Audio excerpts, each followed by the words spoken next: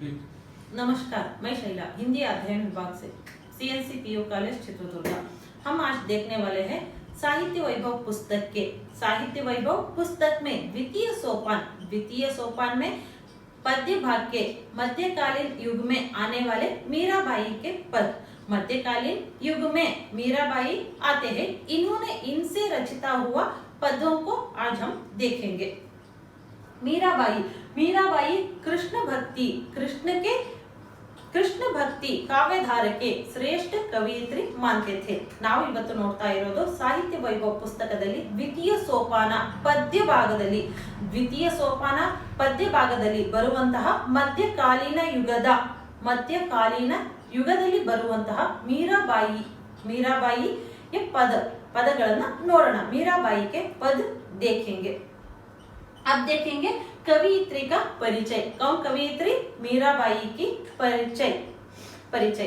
मध्यकालीन कृष्ण भक्ति काव्यधारा की श्रेष्ठ कवयित्री मीराबाई का जन्म राजस्थान में मेड़ते के पास कुड़की नामक स्थान में सन 1498 में हुआ था।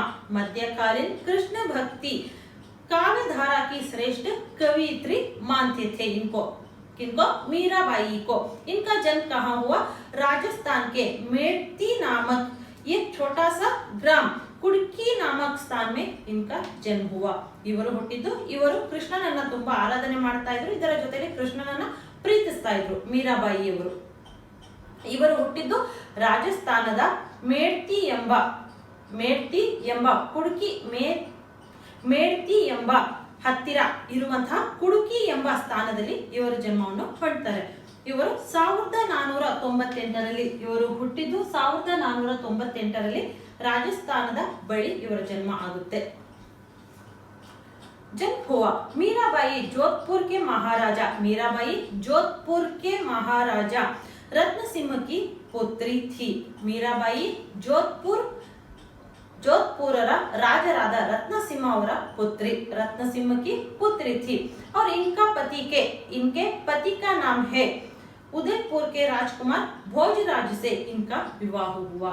यारो ಇವರ ವಿವಾಹವಾಗಿದ್ದು ಉದಯಪುರದ ರಾಜಕುಮಾರರಾದಂತಹ ಭೋಜರಾಜರ ಜೊತೆಯಲ್ಲಿ ಇವರ ವಿವಾಹ ಆಗುತ್ತೆ। ಸ್ವಲ್ಪ ದಿನಗಳ ನಂತರ ಇವರ ಪತಿ ಮರಣವನ್ನು ಹೊಂದ್ತಾರೆ। विवाह के थोड़े समय के बाद ही वे विधवा हो गई और बचपन की कृष्ण भक्ति के प्रवृत्ति पुनः जाग उठी। बचपन से ही इन्होंने कृष्ण को अपने प्रियतम मानते थे और आराधना भी करते थे। वो और पुनः विधवा होने पर इनके मन में और कृष्ण के बारे में और प्रीत जाग उठी। इवर पति मरणದ ನಂತರ ಏನು ವಿಧವೆ ಆದ್ರು ನಂತರ ಇವರ ಹುಟ್ಟಿನಿಂದ ಏನು ಕೃಷ್ಣನ ಬಗ್ಗೆ ತುಂಬಾ ಪ್ರೀತಿ ಇತ್ತು, ಒಲವಿತ್ತು, ಅದು ವಿಧವೆ ಆದ ನಂತರ ಇವರ ಮನಸ್ಸಿನಲ್ಲಿ ಮತ್ತೆ ಪುನಃ ಜಾಗೃತಿಯಾಯಿತು। ಕೃಷ್ಣನನ್ನ ಆರಾಧನೆ ಮಾಡೋದಕ್ಕೆ ಪ್ರೀತಿಸೋದಕ್ಕೆ ಸ್ಟಾರ್ಟ್ ಮಾಡಿದ್ರು। बचपन की कृष्ण भक्ति के प्रवृत्ति पुनः जाग उठी। इनके मृत्यु सन 1546 ಇವರು ಮರಣ ಹೊಂದಿದ್ದು 1546ರಲ್ಲಿ ಇವರು ಮರಣವನ್ನು ಹೊಂದುತ್ತಾರೆ। इनका मृत्यु हुआ। इनके प्रमुख रचनाएं हैं। कौन से हैं? गीत गोविंदा की टीका, नारसी जी रो माहेरो,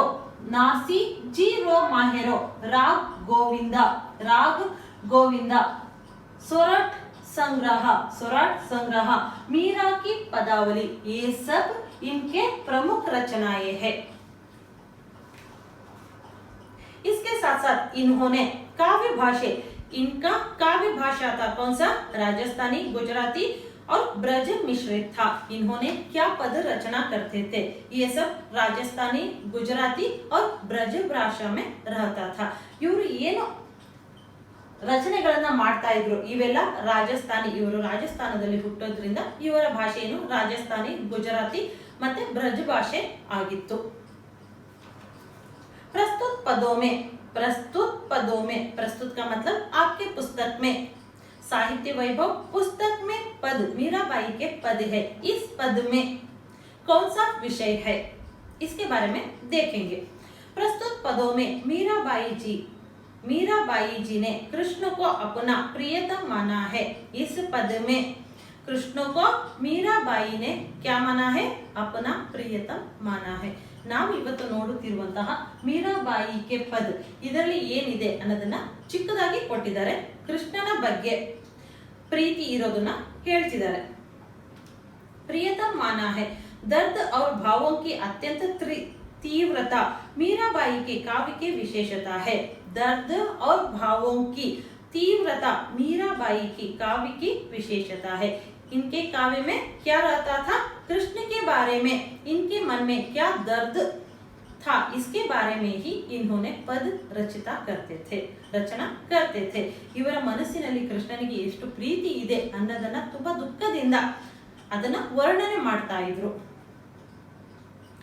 आपने अपने ऊपर होने वाली अनाचारों का भी परिचय दिया है। इन्होंने मीराबाई ने अपने ऊपर उस समय क्या अनाचार होता था उसका भी परिचय इस पद में दिए है। ಅವರಲ್ಲಿ ಅವರು ಏನು ವಿಧವೆ ಆಗಿದ್ರು, ಎಷ್ಟು ಕಠಿಣತೆಯಿಂದ ಜೀವನವನ್ನು ನಡೆಸ್ತಾ ಇದ್ರು ಅನ್ನೋದನ್ನ ಈ ಪದಗಳಲ್ಲಿ ಕೊಟ್ಟಿದ್ದಾರೆ.